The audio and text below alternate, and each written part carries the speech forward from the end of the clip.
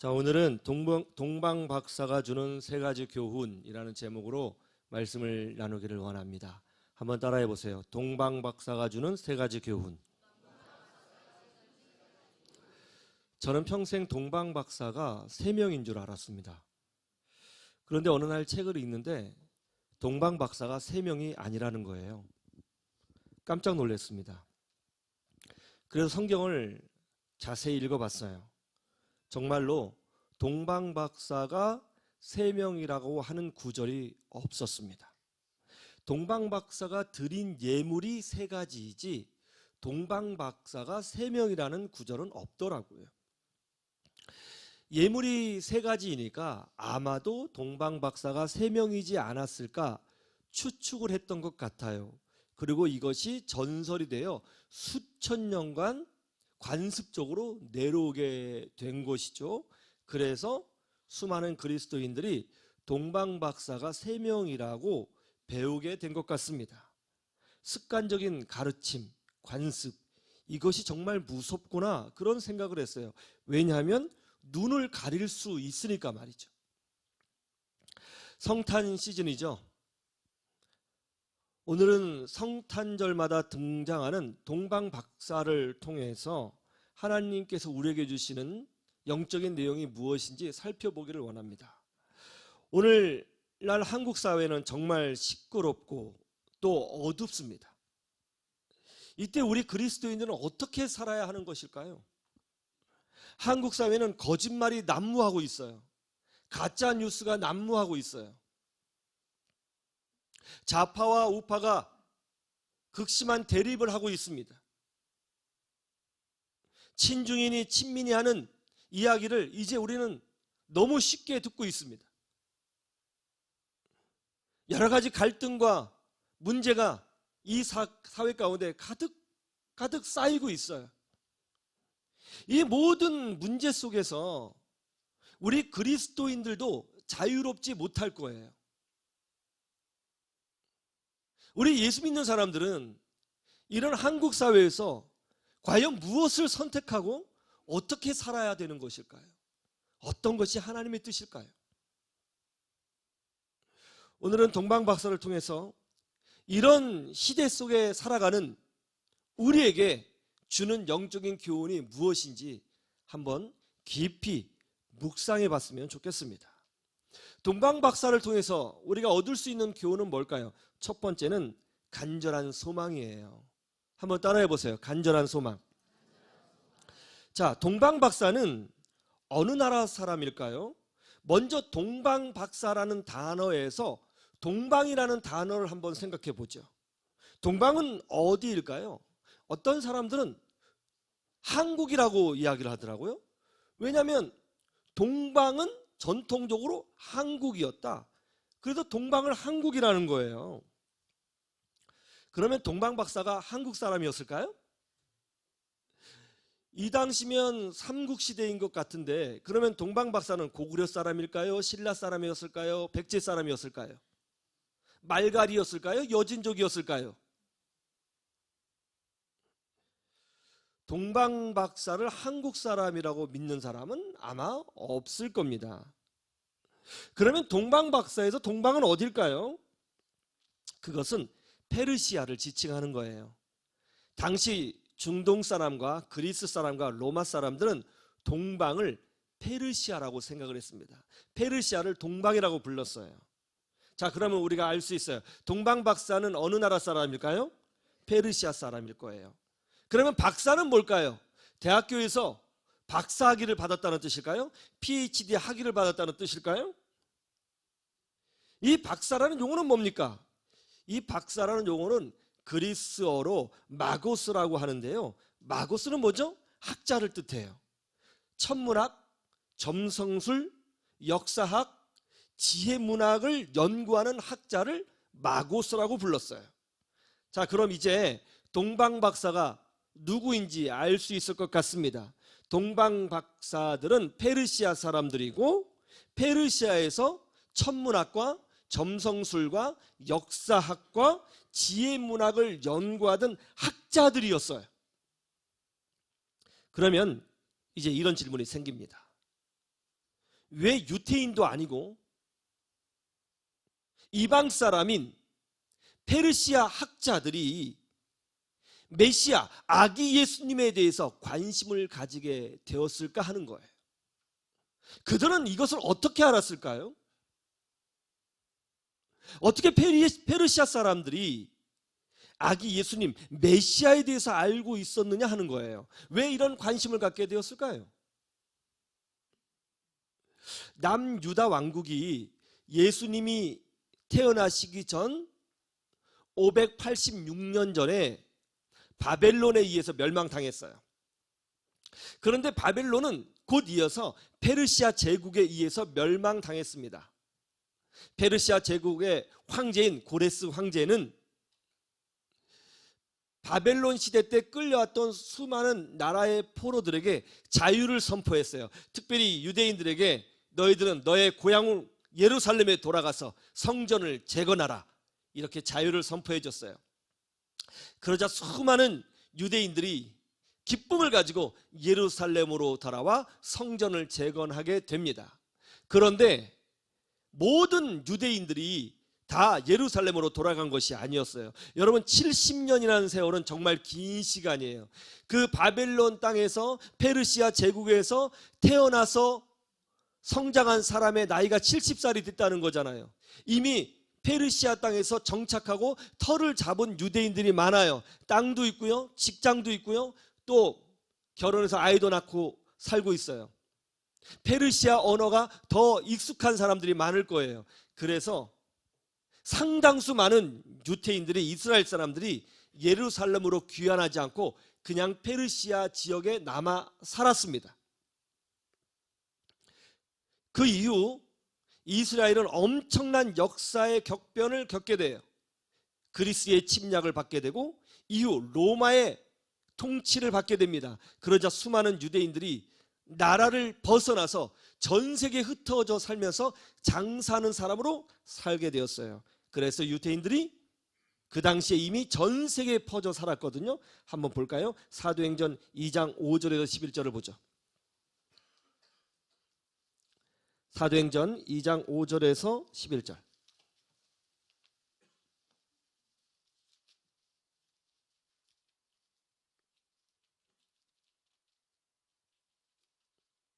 자, 2장 5절 다 같이 한번 읽어볼까요? 5절만 시작. 그때 경건한 유대인들이 천하 각국으로부터 와서 예루살렘에 머물러 있더니, 자, 6절은 제가 읽을게요. 이 소리가 나매 큰 무리가 모여 각각 자기의 방언으로 제자들이 말하는 것을 듣고 소동하여 다 놀라 신기하게 여겨 이르되, 보라, 이 말하는 사람들이 다 갈릴리 사람이 아니냐? 우리가 우리 각 사람이 난 곧 방언으로 듣게 되는 것이 어찌 됨이냐?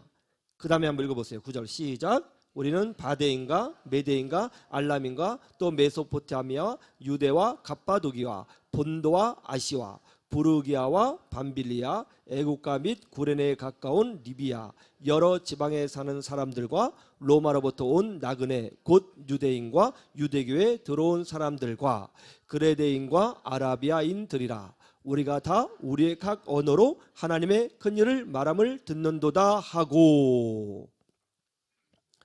예수님께서 십자가에서 죽으시고 죽으신 지 3일 만에 부활하셨습니다. 부활하신 예수님께서는 제자들에게 너희들은 예루살렘을 떠나지 말고 아버지께서 약속하신 성령을 받기까지 예루살렘에서 기도하며 기다리라고 명령하셨어요.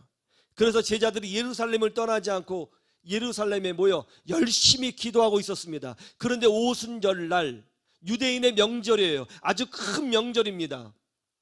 이 오순절날에 성령께서 제자들에게 찾아오신 거예요. 그러자 놀라운 일이 벌어졌습니다. 제자들이 성령을 받으니까 큰 소리로 기도하기 시작했는데요, 히브리어로 기도하는 것이 아니라 외국어로 기도하기 시작했다는 거예요. 외국어로. 갑자기 제가 막 기도하는데 중국말로 하고 일본말로 하고 영어로 하고 아랍어로 한 거와 똑같은 거죠. 한번 보여드려요. 막 뭘 예해요 또. 막 외국어로 기도를 한 거예요. 큰 소리로 기도했어요. 여러분, 유대인들의 집은 창문이 아주 큰데 막혀 있지가 않아요. 다 뚫려 있습니다. 그래서 지나가면 소리가 다 들리고 안으로 들여다 볼 수도 있어요. 사람들이 지나가다가 큰 소리로 외국어로 기도하는 소리를 들으니까 사람들이 몰려들었어요. 보니까 충격적인 일이 벌어진 거예요. 갈릴리 촌딱, 외국에 한 번도 나가보지 않은 사람들이 막 외국어로 기도를 하는데 그 발음이 너무 정확해요. 문법이 너무 맞는 거예요. 사람들이 소동이 일어났습니다.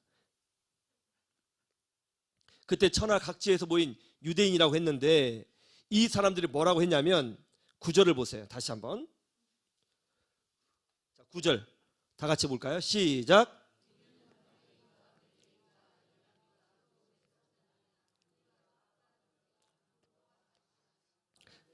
자, 보세요. 바데, 메데, 엘람, 메소포타미아라고 하죠. 여기가 어디예요? 바데는 오늘날 아프가니스탄이에요. 메데는 이란 북서부 지역이고요. 엘람은 이란 남서부입니다. 메소포타미아는 오늘날의 이라크, 시리아 동부, 터키 남동부입니다. 즉 페르시아 지역 사람들이에요. 그런데 더 충격적인 게 뭐죠? 이 페르시아 지역에 살고 있는 유대인들이 명절을 맞이하여서 예루살렘으로 오게 되었는데 외국에서 나서 외국에서 성장한 유대인들이거든요. 정통 예루살렘 사람이 아니에요. 외국에서 나서 외국에서 성장한 사람들이에요. 이 사람들에 대해서 성경은 뭐라고 말씀하고 있는지 아세요? 5절을 보세요. 5절 다 같이 한번 봅니다. 시작.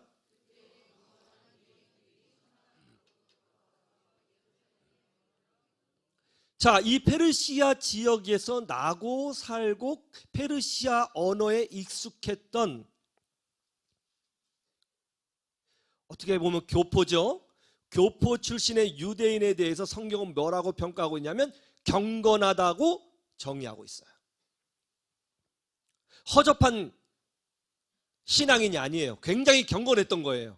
그러니까 명절에 그 먼 거리를 따라 예루살렘까지 온 거죠. 외국에 살고 있지만, 외국에 태어났지만 교포 출신이지만 굉장히 신앙이 좋았고 경건했다. 성경은 그렇게 말씀하고 있습니다. 경건했다 무슨 뜻이에요? 다른 말로 하면 하나님 말씀을 주야로 묵상하는 사람이다는 거죠. 하나님 말씀을 주야로 묵상한다는 건 뭐예요? 장차 오실 메시아를 기다리는 사람이라는 거예요. 예수님을 기다리는 사람들이었다는 것이죠. 이 페르시아 지역에 사는 유대인들은 예수님을 기다리는 사람들이었어요. 그리고 유대인의 특성상 본인들이 소망하고 기다리는 메시아 예수님에 대해서 주변 페르시아 사람들에게 많이 이야기를 했을 겁니다.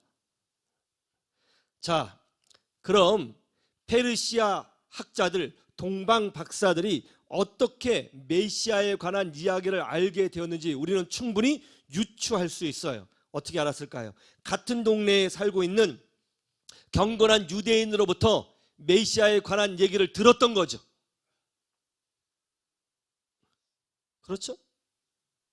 자, 근데 여기서 또 다른 질문이 나와요.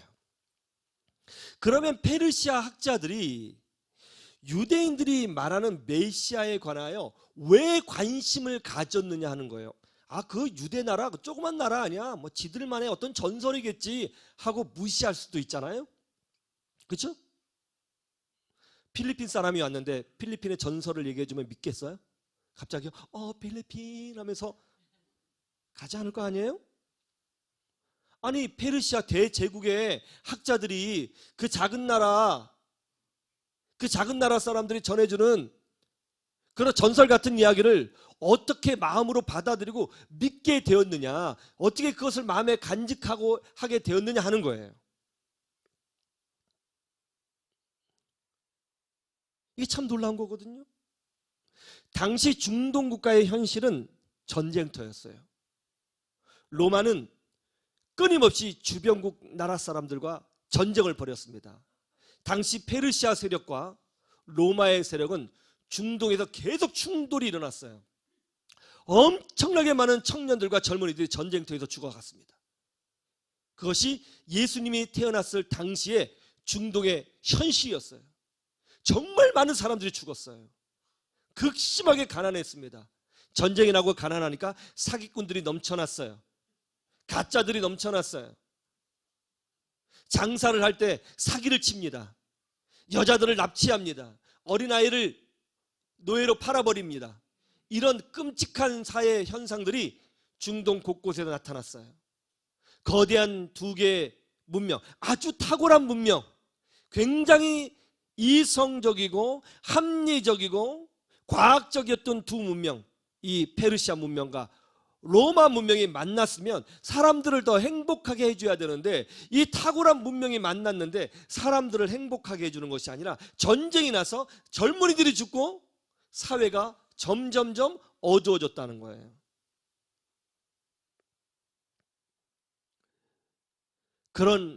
이런 참혹한 현실 속에서, 이런 참혹한 갈등 속에서 이 페르시아 학자들은 무엇을 생각했을까요? 전쟁을 종식시키는 위대한 왕이 오신다. 평화를 주는 위대한 왕이 오신다. 이 세상에 참된 자유를 주는 평화의 왕이 오신다 라고 하는 이 유대인들이 전해주는 메시아의 사상, 이 약속의 메시지가 이 동방박사들의 마음에 크게 울림이 되었을 겁니다. 왜냐하면 페르시아처럼 잘 사는 나라가 없잖아요. 로마처럼 잘 사는 나라가 없잖아요. 이렇게 공부도 많이 하고 똑똑하고 합리적이고 과학 문명이 발달한 두 문명이 만났는데 행복이 아니라 전쟁을 가져다 줬어요. 어디에 희망이 있겠어요? 아마 이 동방박사들은 이 메시아의 이야기를 들으면서 가슴이 뛰었던 것 같아요. 그리고 정말 그런 왕이 오기를 소망하면서 날마다 별을 관측했던 것 같습니다. 동방박사가 아기 예수님을 만날 수 있게 된 것은, 그들이 이방인임에도 불구하고 예수님을 만나는 축복을 누린 것은 바로 간절한 소망으로부터 시작된 거예요. 현실 인식과 간절한 소망. 여러분, 예수님 믿어도 현실 의식이 없는 사람들이 많아요. 현실을 영적으로 제대로 인식하지 못하는 분들이 많습니다. 이 현실의 어두움, 답답함을 인식하고 그 소망을 그리스도에게 두며 간절한 마음으로 기다리고 있었던 그들이었기 때문에 예수님을 찾아올 수 있었고 별을 발견할 수 있었고 예수님을 만날 수 있게 되었다는 거예요. 여러분에게는 이 대한민국을 향한 현실 인식이 있습니까? 그리고 간절한 소망이 있나요? 대한민국의 모든 문제들, 그리고 여러분 자신의 현실적인 문제들, 그 문제들을 고치고 치유하실 주님을 간절히 기다리고 있습니까? 기적은 바로 이런 간절한 기다림으로부터 시작되는 거예요. 이런 마음이 있기를 주님의 이름으로 축원합니다. 두 번째는 동방박사들의 큰 실패예요. 한번 따라해 보세요. 동방박사들의 큰 실패. 자, 예수님이 어디에서 태어나셨어요? 배자로 시작되는데, 자, 예수님이 어디에서 태어나셨어요? 예, 맞았어요. 할렐루야. 굉장히 쉬운 것도 이렇게 힘들어 하시면 담임 목사가 시험 들어요. 예수님 베들레헴에 태어나셨죠? 그런데 말이죠, 오늘 성경을 읽어보니까 동방박사들이 어디로 갔어요? 예루살렘에 갔어요. 아니, 예수님은 베들레헴에 태어나셨는데 동방박사들이 어디 갔다고요? 예, 베들레헴에 태어났는데 동방박사들이 예루살렘에 갔어요. 예, 테스트 해봤어요? 예. 왜 베들레헴에 안 가고 예루살렘에 갔을까요? 이렇게 생각한 거죠. 왕이 태어났으니까 왕은 당연히 어디에 태어나요? 왕궁에 태어나죠. 유대인의 왕이 태어났으면 당연히 왕궁인 예루살렘에 메시아가 계실 거라고 생각한 거죠. 너무 상식적이잖아요. 기본 상식이죠. 왕은 어디에 태어나요? 마국간이에요? 왕궁이에요? 왕궁이죠. 너무 합리적이고 당연하고 객관적인 사실입니다. 그리고 경험적으로도 알잖아요. 왕은 왕궁에 태어난다. 그래서 동방박사들은 예루살렘에 들어간 거예요. 대규모 사절단을 이끌고 갔습니다. 그러니까 엄청난 규모의 사절단이 왔으니까 예루살렘이 헤롯 왕이 발칵 뒤집어진 거예요. 자, 2절 3절을 보시죠. 2절 3절 다 같이 시작. 유대인의 왕으로 나시니가 어디 계시냐? 우리가 동방에서 그의 벌을 보고 그에게 경배하러 왔노라 하니 헤롯 왕과 온 예루살렘이 듣고 소동한지라. 할렐루야. 대규모 사절단이 왔으니까 예루살렘이 난리가 난 거예요. 그런데 그때 예루살렘의 왕은 헤롯 왕이었습니다. 헤롯은 정통 유대인이 아니었어요. 이 사람은 원래 사업가였습니다. 돈을 많이 벌었어요. 그래서 돈을 로마 황제에게 바치고 그 대가로 이 왕 자리를 얻게 된 거예요. 이 사람은 이두메인이었습니다. 이두메인은 에돔 족속이에요. 정통 유대인이 아니에요. 정통 유대인이 아닌 사람이 돈을 주고 왕자리를 얻어서 이스라엘의 왕노릇 하고 있으니까 마음이 늘 불안했겠죠. 넌 유대인이 아니잖아, 이럴 수 있잖아요. 늘 마음이 불안하죠. 그런데 대규모 사절단이 와가지고 유대인의 왕으로 나시니가 어디 계시뇨? 이렇게 물으니까 가뜩이 나도 불안한데 선진국에서 사절단이 와서 그렇게 말을 하니 헤롯의 마음이 얼마나 불안했겠어요. 아이고, 올 곳이 오고야 말았구나. 그때 헤롯이 이렇게 결심합니다. 그 아기를 내가 죽여버려야겠다. 내가 죽이리라. 그 결과 베들레헴에 대학살이 일어납니다. 동방박사들 때문에 대학살이 일어났다고요. 동방박사들 때문에 애기들이 엄청 죽었다고요. 별을 연구해서 별을 따라가야지 왜 예루살렘에 왜 간 거예요 도대체? 가지 말았어야죠. 그 예루살렘에 들어가는 바람에 학살이 일어났다고요. 왕은 왕궁에서 태어난다고 하는 이 상식을 믿었기 때문에 하나님의 인도함을 받는 것이 아니라 자기 상식, 자기 경험, 자기 이성, 합리적인 생각을 믿었기 때문에 자기는 어떻게 괜찮았을지도 몰라도 학살이 일어났다고요.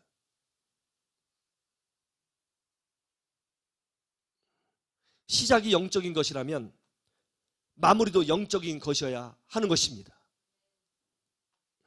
사도 바울이 갈라디아서 3장 3절에서 이렇게 말씀했어요.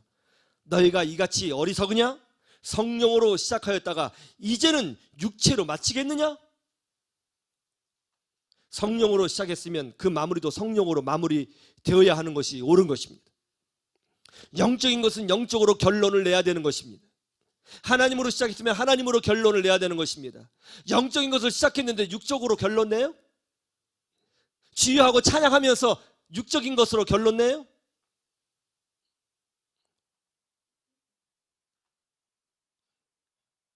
시작을 영으로 했으면 마무리도 영으로 해야 되는 것입니다.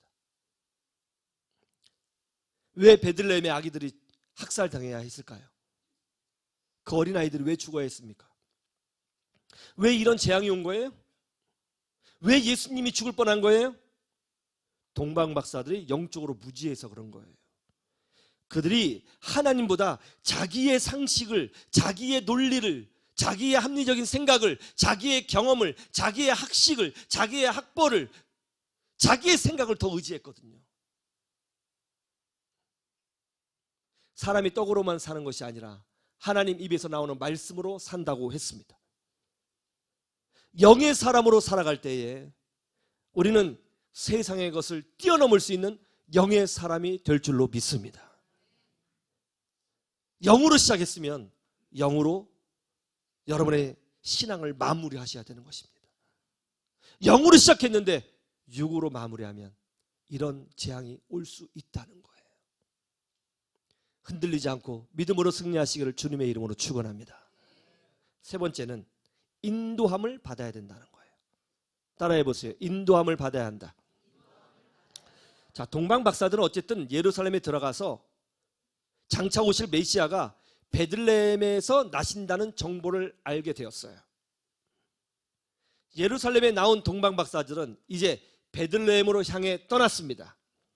그런데 그때 문득 별이 다시 나타났습니다. 그리고 그 별이 동방 박사들을 인도했다는 거예요. 9절을 보시죠. 9절 다 같이 볼까요? 시작.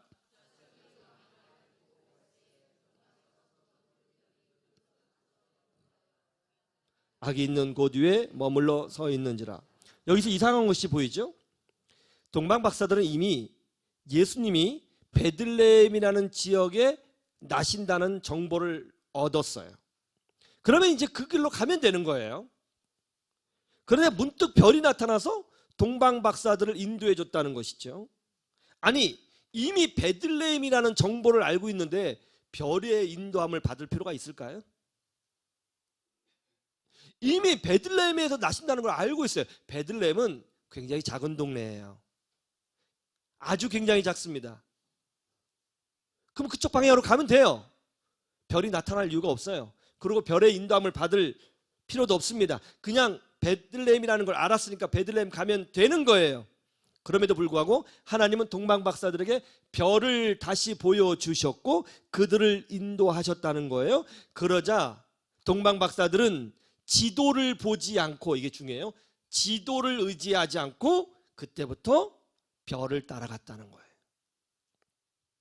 여러분, 같은 길이라도 중요한 겁니다. 같은 길이라도 하나님의 인도함을 받고 가는 것과 지도를 보고 가는 것은 다른 거예요. 하나님의 인도함을 받고 가는 길은 영적인 길이 되고 하나님을 경험하는 길이 되고 하나님과 동행하는 길이 되고 평강의 길이 되는 줄로 믿습니다. 그러나 자기 지도를 가지고 가는 사람은 거친 길이 될 것이고 자기 자신을 의지하며 가는 길이 될 것이고 외로운 길이 될 것이고 흔들리는 길이 될 거예요. 별이 없었다면 동방 박사가 베들레헴으로 갔을 때 이런 생각했겠죠. 이 길이 맞는 거야? 여기 맞아? 정말 베들레헴이 맞을까? 여기 맞는 거 맞아? 끊임없이 이런 생각을 하면 갔겠죠. 그런데 별이 직접 인도해 줬어요. 그러면 의심이 없는 거예요. 하나님께서 인도하시는 삶은 의심이 없는 줄로 믿습니다. 자기 인생에 확신을 갖게 되는 줄로 믿습니다. 우리는 하나님의 인도함을 받는 사람이 되어야지 자기 나름의 지도를 가지고 살면 안 되는 거예요. 믿음의 사람은 주의 말씀을 주야로 묵상하고 주의 말씀이 내 길의 빛이요 내 발의 등이라는 것을 믿고 사는 사람인 거예요. 우리 자녀들의 신앙 문제 여러분 어떻게 해결합니까? 우리 자녀들의 결혼 문제 여러분 어떻게 할 겁니까? 우리 자녀들의 진로 학업 여러분 어떻게 하고 있습니까? 하나님의 인도함을 받아야 되는 거예요. 성경에서 답을 찾고 목사님의 신앙 지도를 받고 기도로 성령의 인도함을 받아야 되는 거예요. 우리들의 직장 문제 어떻게 해결하고 계십니까? 부부 관계의 문제 여러분 어떤 방식으로 해결하고 계십니까? 여러분의 사업 문제 어떤 방식으로 해결하며 사시는 것입니까? 여러분들의 건강 문제 어떤 방식으로 해결하며 살고 계시는 거예요?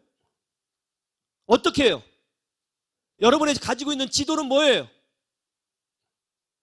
우리는 성경의 인도함을 받고 성경에도 답을 찾고 목사님의 기도와 또 기도로 성령께서 인도해 주시는 그 음성을 듣고 우리의 모든 문제를 하나님께 의지하며 믿음으로 한 걸음 한 걸음 인생길을 걸어가야 되는 줄로 믿습니다. 별의 인도함을 받았던 동방 박사들은 어떻게 되었을까요? 11절을 보시죠.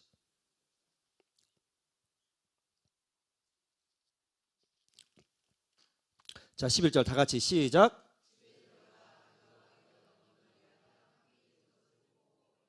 악있게 경배하고 보배압을 열어 황금과 유향과 모략을 예물로 드리니라.